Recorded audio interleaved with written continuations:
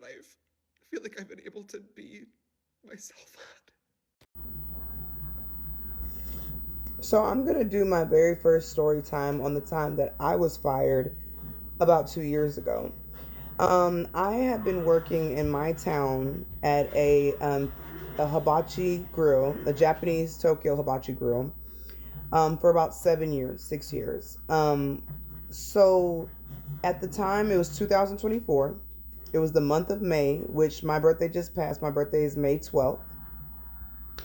I was 7 months pregnant at the time, and I was only making $3.50 an hour.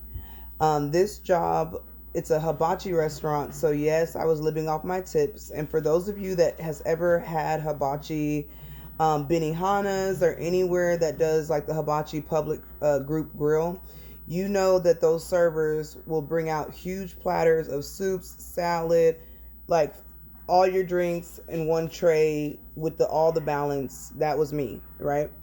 I had been working here so long that I was able to do this while pregnant. No complications, no complaints. I actually never even told the job that I was pregnant up until I started to show, and they would ask me first. So I never depended on anything or any type of handouts or anything. I worked for every dime, paid all my bills. Okay.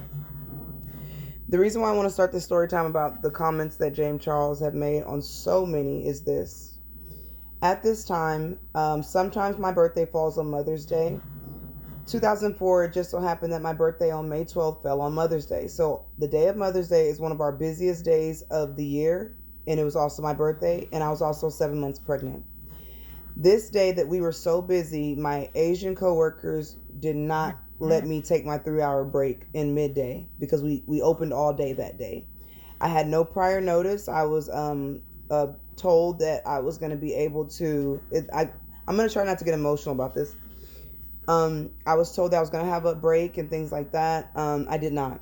So working through the entire rush from open till close. For the first time in my pregnancy at 7 months, I began to get complications. I began to cramp. The cramping would not stop. I was dog tired. I was emotional. You know, customers down here get a little spicy there because they're spending a lot of money. It's hibachi. It's very fast service. I would take 25 people at a time, 15 people at a time, 30, 35 people at a time, parties and events, especially on days like this, right?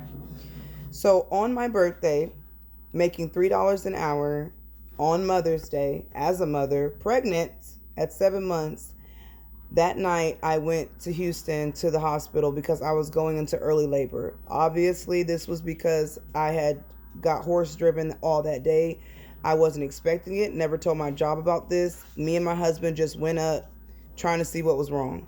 They had told me that I had kick-started early labor and that 7 months, I was about 31, 32 weeks. So she could not come out at this time. Okay.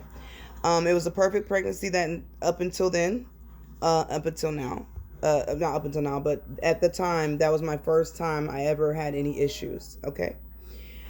I did not go back.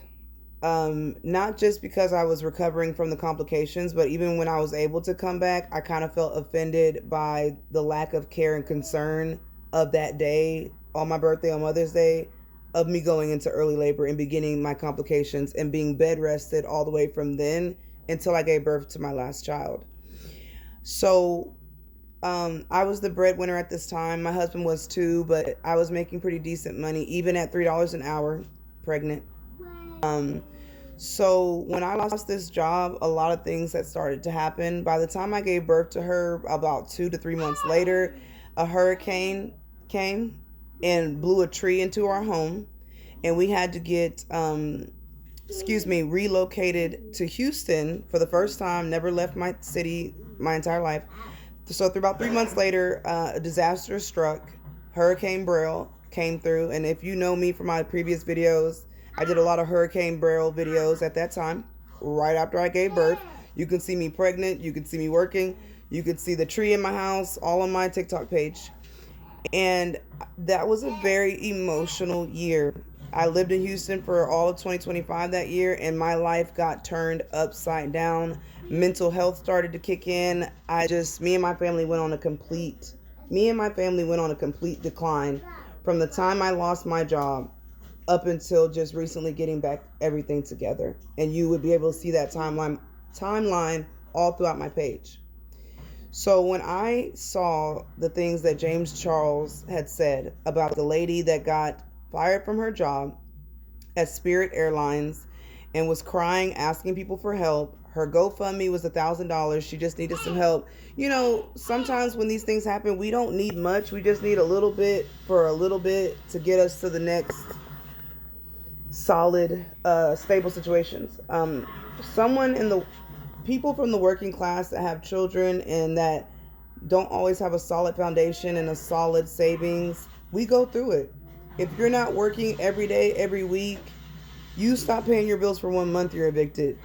I live in Texas, so the thought of not having it with the amount of kids that I have is impossible. Okay? So at the time we were going through it so bad, I truly, I can't say that we recovered from that time, but it was a long time from that time to recover. Like almost 2 years it took to recover from that specific day that I lost my job, only making $3 an hour. People like James Charles don't understand what we all go through. We don't have $1 million in the bank. We don't have a multi-million-dollar company. We don't have 40,000 people in our lives sending us gifts and brand deals and memberships and $1 million homes and vacation and going to Coachella every 2 months. We don't have those luxuries. Even if we could, we have children. We have families. We have credit to build. Do you get what I'm saying? So someone that has the privilege of being lucky enough to be forefronted to the world in the masses and influence us in any direction that they chooses to say things like this, chooses to belittle the people that put the money in his pocket. I'm not going to drag this out because I'm already seeing it all over the place, and many of you are doing a fantastic job doing that already.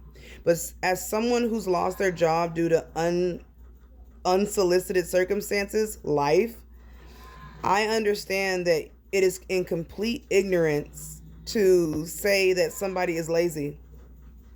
I wish somebody would have called me lazy for not being able to go back to work after the way that I lost my job at the time.